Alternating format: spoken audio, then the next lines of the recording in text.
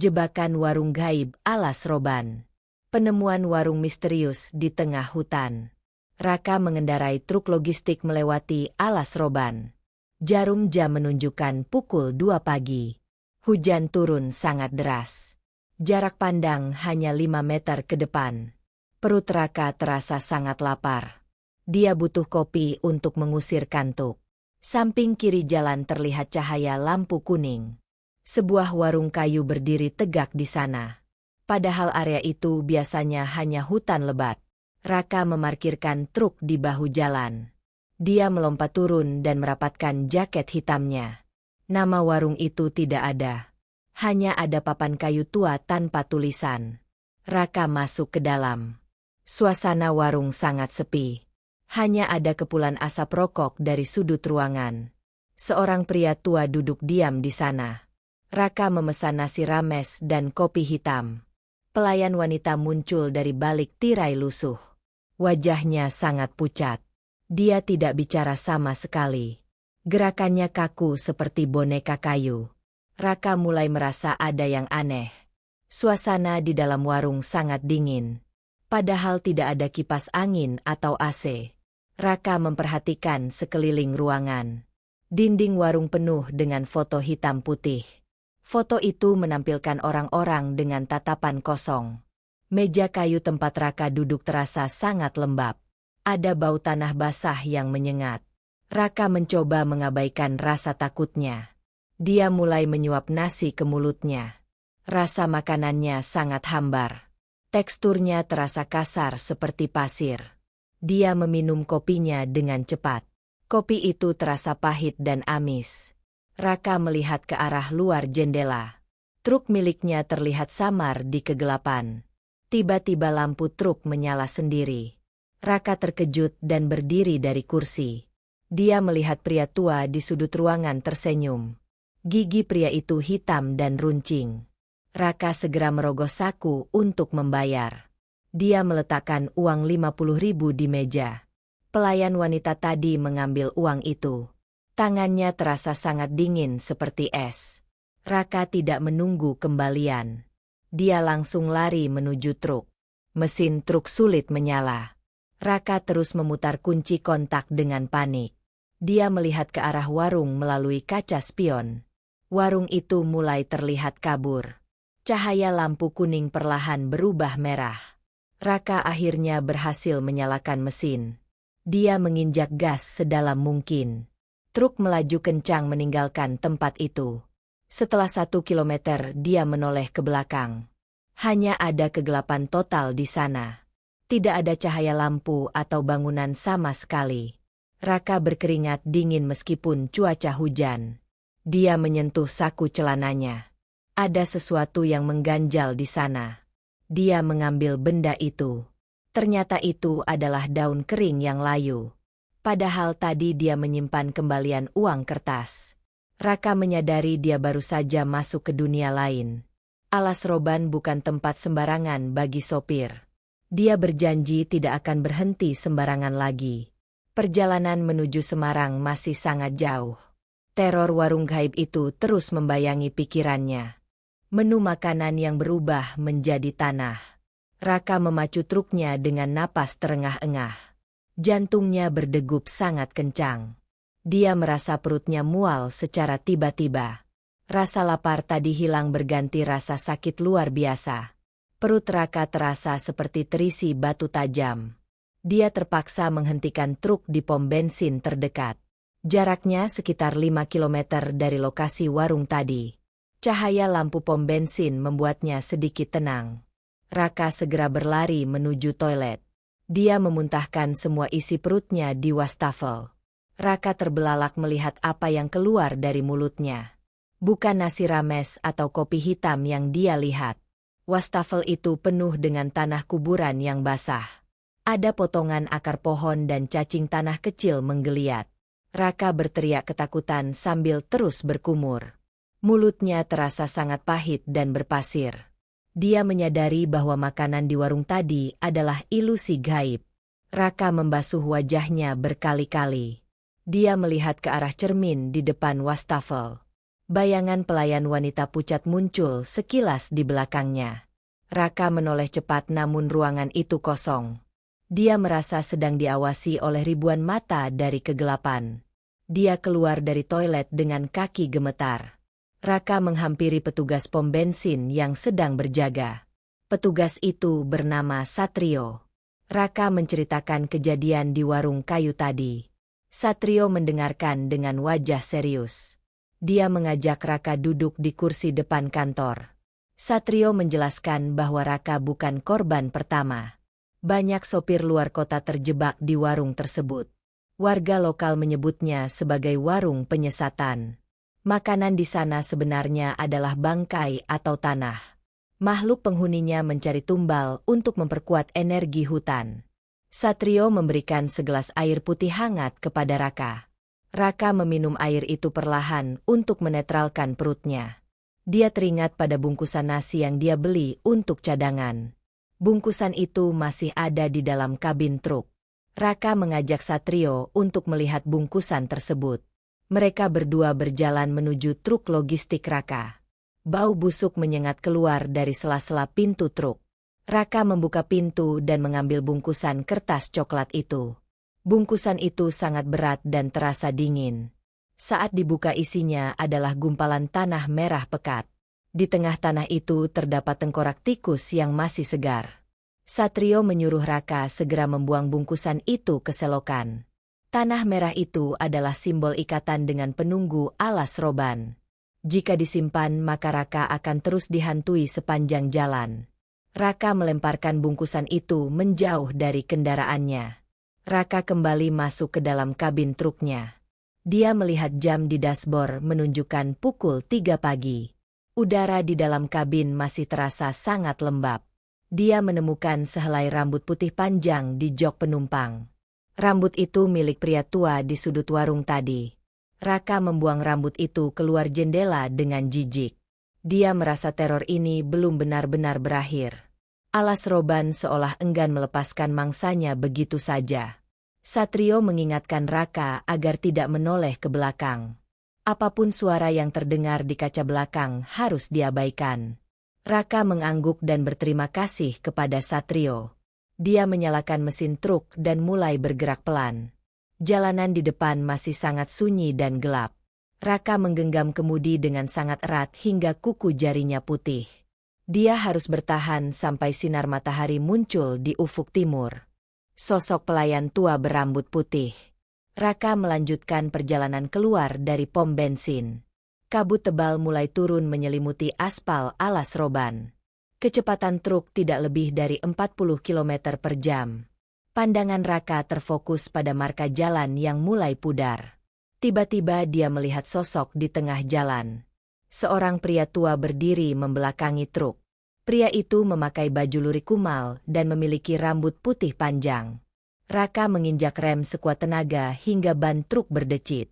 Truk berhenti tepat 1 meter di depan sosok itu. Raka merasa jantungnya berhenti berdetak sesaat.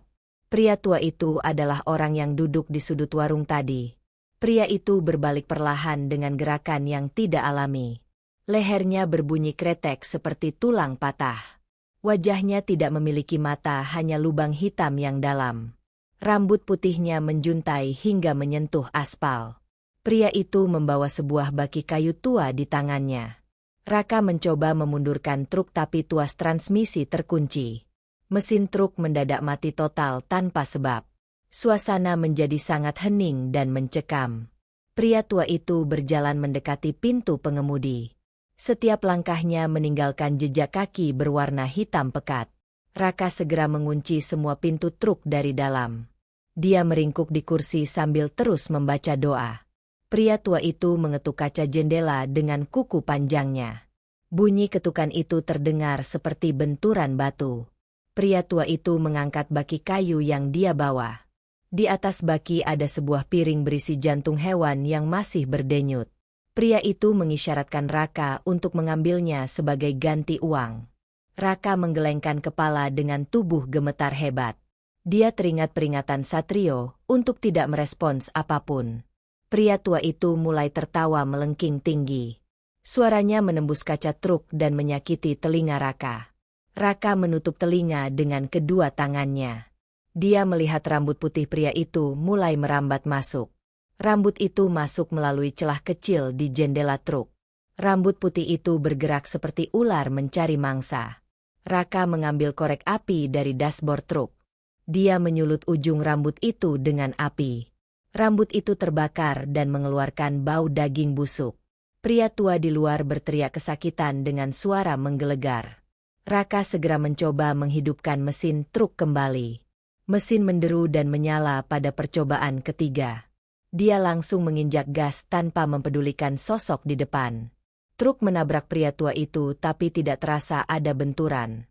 Raka melihat ke kaca spion dengan napas memburu. Pria tua itu berdiri di tengah jalan sambil melambai kencang. Rambut putihnya sekarang menutupi seluruh permukaan aspal di belakang truk. Raka terus memacu kendaraan tanpa berani berhenti lagi. Dia merasa pria tua itu tidak benar-benar tertinggal. Bau rambut terbakar masih memenuhi seluruh kabin truk. Raka membuka sedikit jendela untuk membuang aroma busuk itu. Namun dari luar terdengar suara bisikan memanggil namanya. Bisikan itu berasal dari atas atap truk yang dia kendarai. Ada sesuatu yang mencakar-cakar besi atap truk dengan kasar. Raka menyadari bahwa dia membawa sesuatu dari warung itu. Dia melihat ke arah cermin tengah di dalam kabin. Di kursi belakang ada gumpalan rambut putih yang tertinggal. Gumpalan itu mulai membesar dan membentuk wajah pria tua tadi. Raka harus segera menemukan cara untuk membersihkan truknya. Alas Roban seolah memiliki tangan panjang untuk menariknya kembali. Perjalanan ini berubah menjadi perjuangan mempertahankan nyawa. Jeritan dari balik dapur warung. Raka terus mengemudi sambil menahan rasa takut yang hebat. Suara cakaran di atap truk terdengar makin keras. Tiba-tiba pemandangan di depan Raka berubah drastis. Jalan aspal yang lurus mendadak berbelok kembali ke arah warung. Raka merasa seperti masuk ke dalam lingkaran waktu yang rusak.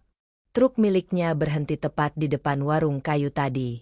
Mesin truk mati secara paksa untuk kedua kalinya. Lampu depan truk menyorot tajam ke arah pintu warung yang terbuka. Dari dalam warung terdengar suara jeritan wanita yang sangat memilukan.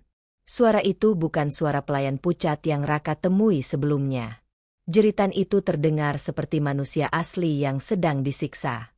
Raka merasa harus memeriksa keadaan di dalam sana. Hatinya bimbang antara rasa takut dan rasa kemanusiaan. Dia mengambil senter besar dari bawah kursi pengemudi. Raka turun dari truk dengan langkah yang sangat berat. Udara di sekitar warung terasa sangat panas dan menyesakan. Raka melangkah masuk ke dalam ruangan yang kini tampak lebih kumuh. Meja-meja kayu di sana sudah lapuk dan penuh ulat. Dia berjalan menuju tirai lusuh yang membatasi ruang makan dengan dapur. Jeritan itu berasal dari balik tirai tersebut. Raka menyibakkan tirai dengan tangan yang gemetar. Dia mengarahkan cahaya senter ke sudut ruangan dapur. Dapur itu sangat kotor dan penuh dengan noda darah kering. Raka melihat seorang wanita terikat di atas meja kayu besar. Wanita itu memakai baju daster yang sudah sobek dan kotor. Wajahnya tertutup rambut hitam yang acak-acakan. Raka mendekat untuk menolong wanita malang tersebut. Saat cahaya senter mengenai wajah wanita itu, Raka langsung mundur. Wanita itu tidak memiliki mulut, hanya kulit rata di bawah hidungnya. Jeritan itu ternyata keluar dari lubang di leher wanita tersebut. Di samping wanita itu berdiri pelayan pucat yang tadi melayani Raka. Pelayan itu memegang pisau karatan yang sangat besar. Dia sedang memotong sesuatu yang terlihat seperti daging manusia. Pelayan itu menoleh ke arah Raka dengan tatapan yang sangat tajam. Dia menunjuk ke arah perut Raka dengan pisau tersebut. Raka menyadari bahwa dialah target selanjutnya untuk mengisi dapur itu. Raka melihat banyak potongan tubuh manusia yang tergantung di langit-langit. Bau busuk di dapur ini jauh lebih parah dari sebelumnya. Pria tua berambut putih muncul dari balik bayangan sudut dapur. Dia membawa piring berisi tanah yang tadi dimuntahkan oleh Raka. Pria itu memaksa Raka untuk melihat proses memasak di dapur gaib. Ternyata makanan yang disajikan berasal dari para musafir yang tersesat. Mereka yang makan di sini akan menjadi bagian dari menu selanjutnya. Raka melemparkan senter ke arah pelayan pucat itu sebagai pengalih. Dia berbalik lari sekencang mungkin menuju pintu keluar warung. Namun pintu kayu itu tertutup rapat secara tiba-tiba. Raka memukul-mukul pintu dengan bahunya namun tidak berhasil. Suara jeritan dari dapur terdengar semakin keras dan mendekat. Raka melihat bayangan pria tua itu memanjang di lantai kayu. Dia harus menemukan jalan keluar lain sebelum mereka menangkapnya. Raka melihat sebuah jendela kecil di bagian samping warung. Dia mengambil kursi kayu dan menghantam kaca jendela itu hingga hancur. Raka melompat keluar meskipun tangannya terluka terkena pecahan kaca. Dia mendarat di tanah yang basah dan segera berlari menuju truk. Di belakangnya warung itu mulai mengeluarkan suara tawa yang menyeramkan. Raka berhasil masuk ke kabin dan langsung mengunci pintu. Dia tidak akan pernah melupakan apa yang dia lihat di dapur itu. Penumpang misterius yang ikut makan. Raka berhasil menghidupkan truk dan segera menjauh dari warung terkutuk itu. Dia merasa sedikit lega karena berhasil melarikan diri dari dapur jagal. Namun suasana di dalam kabin tetap terasa sangat berat. Raka merasa suhu udara turun sangat drastis secara tiba-tiba. Hawa dingin itu muncul dari kursi penumpang di sampingnya. Raka melirik perlahan menggunakan sudut matanya. Seorang pria muda dengan seragam kantoran duduk diam di sana. Pria itu tampak sangat rapi namun wajahnya sangat biru. Pakaiannya basah kuyup seolah baru saja keluar dari sungai. Raka tidak pernah merasa memberikan tumpangan kepada siapapun. Pria itu menatap lurus ke depan dengan pandangan kosong. Di pangkuannya terdapat sebuah kotak makan plastik berwarna putih. Bau amis yang sangat kuat keluar dari kotak makan tersebut. Raka mencoba menyapa namun suaranya tercekat di tenggorokan. Pria muda itu mulai membuka kotak makannya dengan perlahan. Isinya adalah nasi rames yang persis seperti pesanan Raka di warung tadi. Pria itu menyuap makanan tersebut ke mulutnya dengan sangat lahap.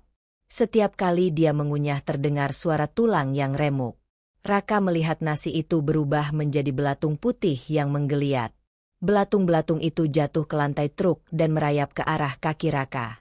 Raka ingin berteriak namun mulutnya terasa kaku. Pria itu tiba-tiba menoleh ke arah Raka dan menawarkan makanannya. Dia menyodorkan segumpal nasi yang penuh dengan ulat busuk. Raka menolak dengan menggelengkan kepala sekuat tenaga. Pria muda itu kecewa dan mulai menangis mengeluarkan darah. Dia bercerita bahwa dia sangat lapar karena sudah terjebak bertahun-tahun. Dia adalah korban warung gaib yang tidak pernah sampai ke rumahnya. Dia memakan makanan itu karena tidak punya pilihan lain.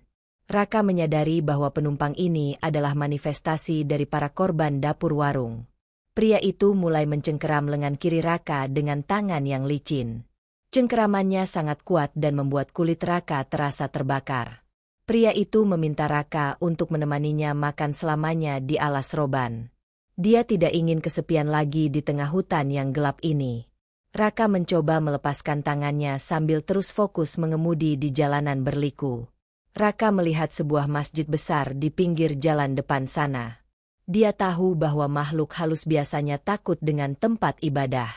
Raka mengarahkan truknya masuk ke halaman masjid tersebut dengan kasar. Saat ban truk menyentuh lantai semen masjid, pria muda itu menghilang. Kotak makan plastik itu jatuh ke lantai dan berubah menjadi kerangka kucing. Belatung yang merayap di kaki Raka lenyap tanpa meninggalkan bekas. Raka jatuh tersungkur di atas kemudi sambil menangis. Dia keluar dari truk dan duduk di tangga masjid yang terang benderang. Langit mulai berubah warna menjadi biru tua, tanda subuh segera tiba. Raka memeriksa lengan kirinya yang tadi dicengkeram oleh pria misterius itu. Ada bekas luka memar berbentuk telapak tangan manusia yang sangat jelas.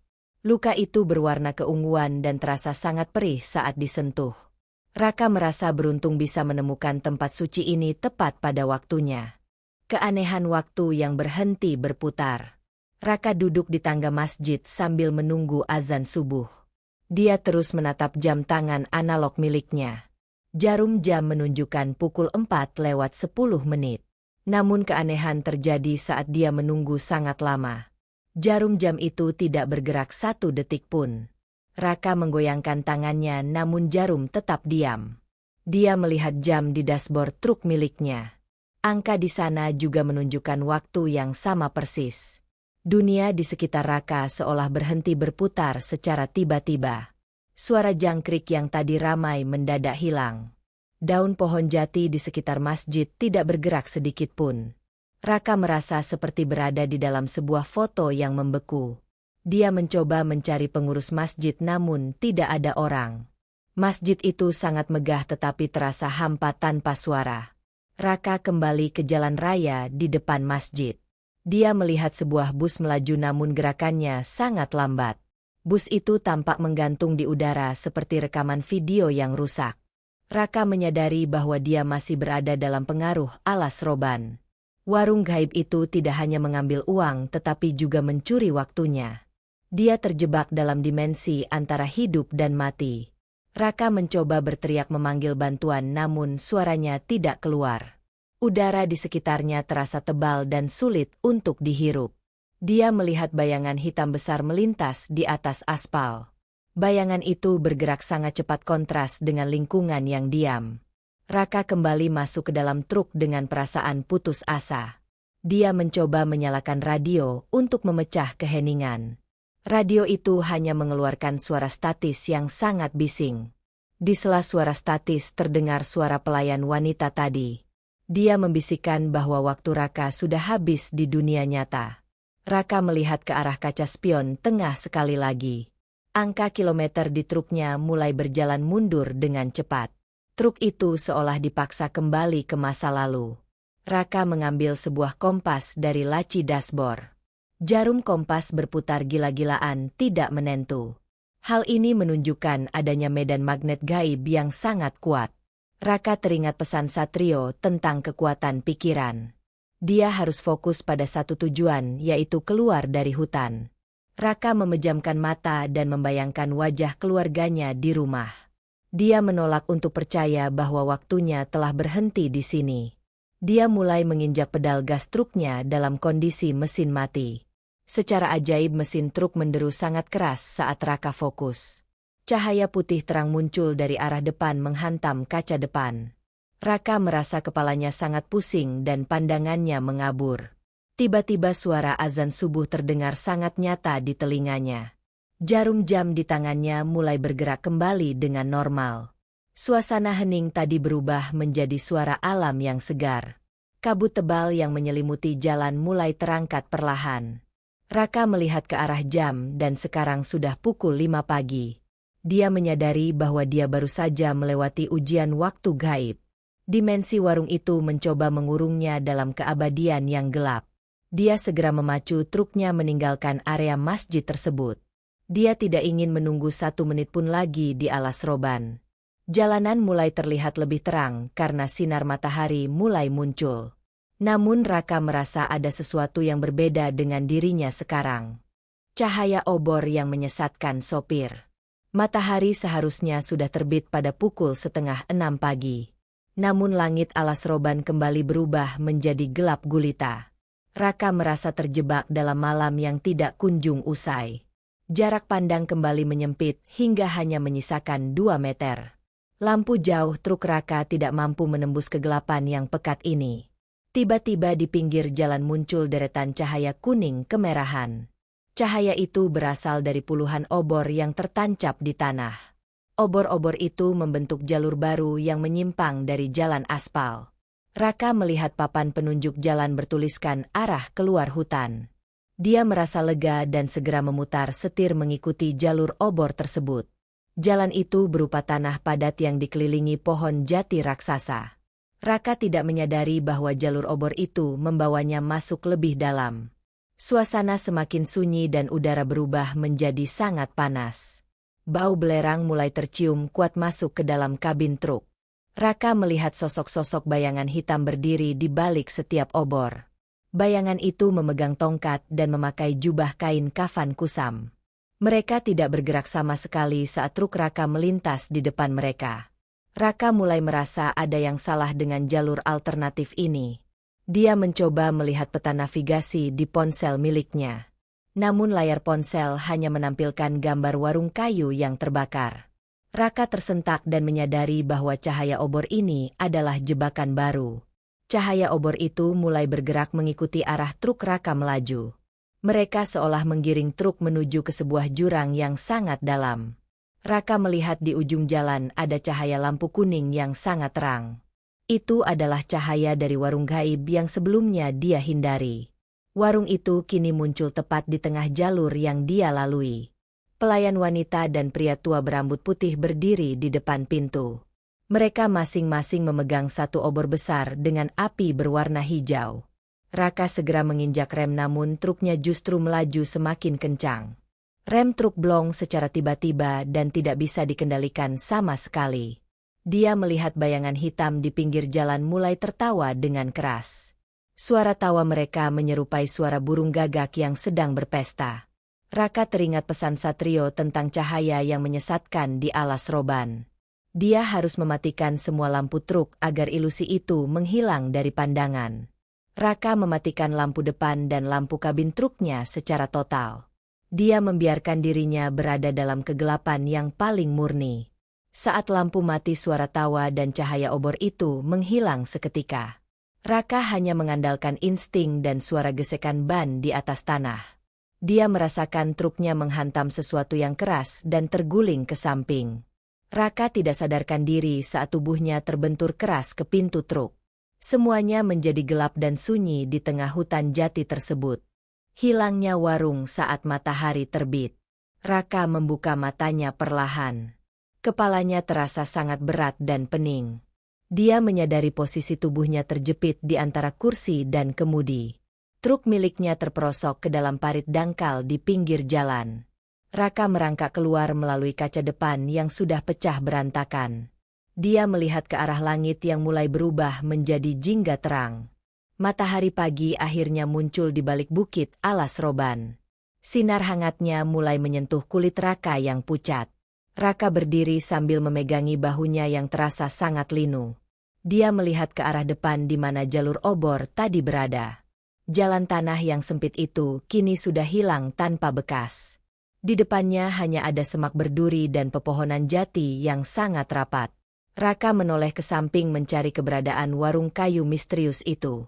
Tempat yang tadinya berdiri bangunan kayu kini hanya menyisakan tanah kosong.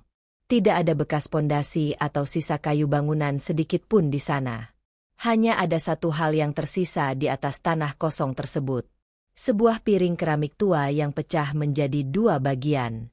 Di samping piring itu terdapat tumpukan daun jati kering yang hangus.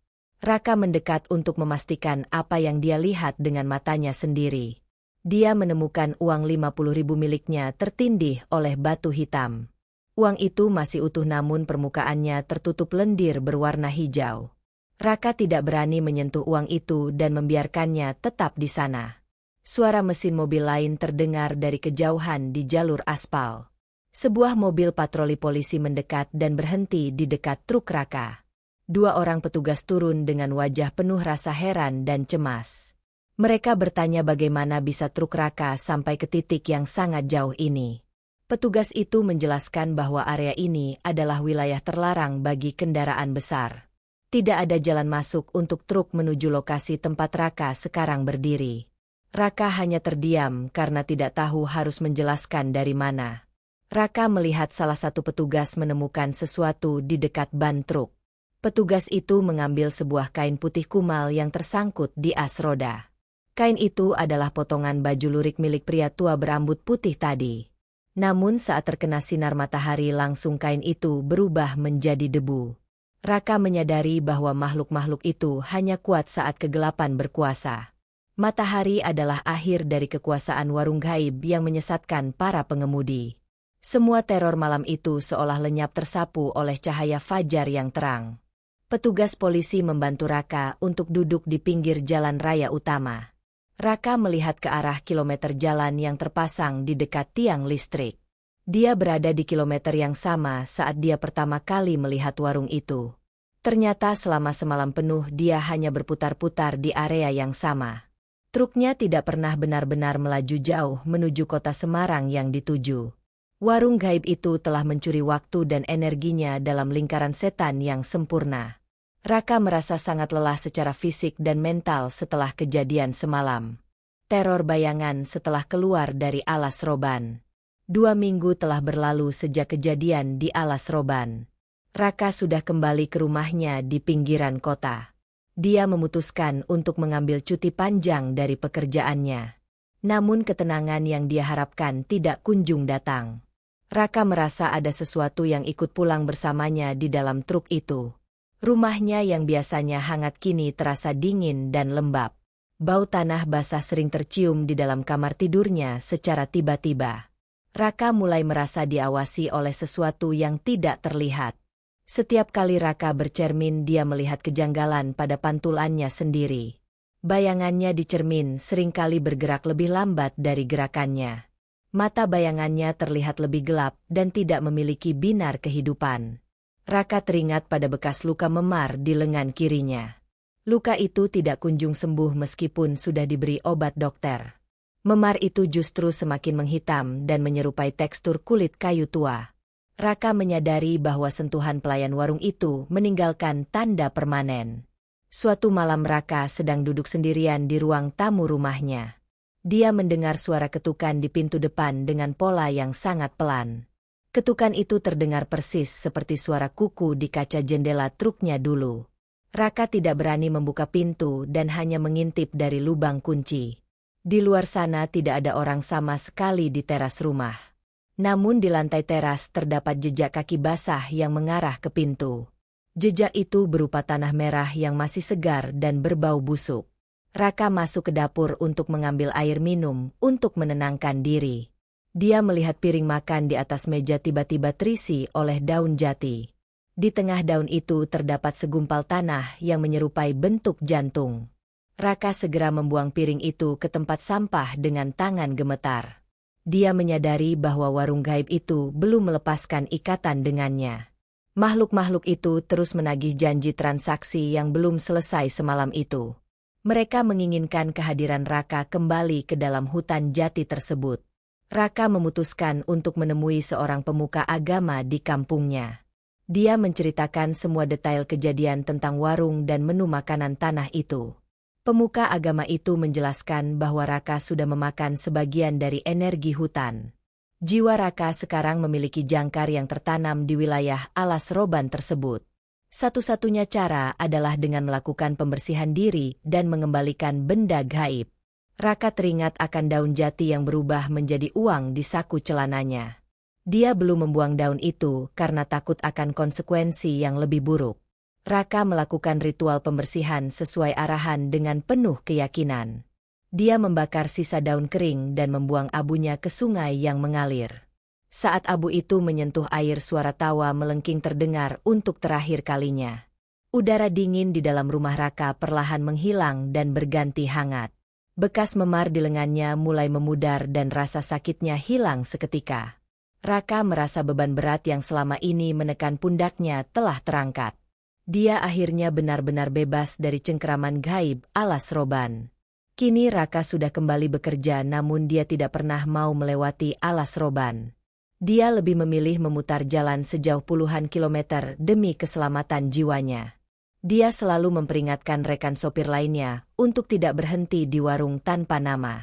Ceritanya menjadi legenda di kalangan sopir truk jalur Pantura hingga saat ini. Raka tahu bahwa di luar sana masih banyak warung gaib yang menunggu mangsa. Hutan alas roban tetap menyimpan rahasia gelap bagi mereka yang kurang waspada. Raka kini menjalani hidup dengan lebih waspada. Dia tidak lagi meremehkan cerita mistis di jalan raya. Alas roban tetap berdiri dengan segala misterinya yang pekat. Hutan itu menjadi pengingat bahwa dunia manusia dan dunia gaib berdampingan. Jika kamu melintas di sana saat malam hari, jangan pernah tergoda oleh cahaya lampu kuning di pinggir jalan. Jangan pernah berhenti di warung yang tidak memiliki nama jelas.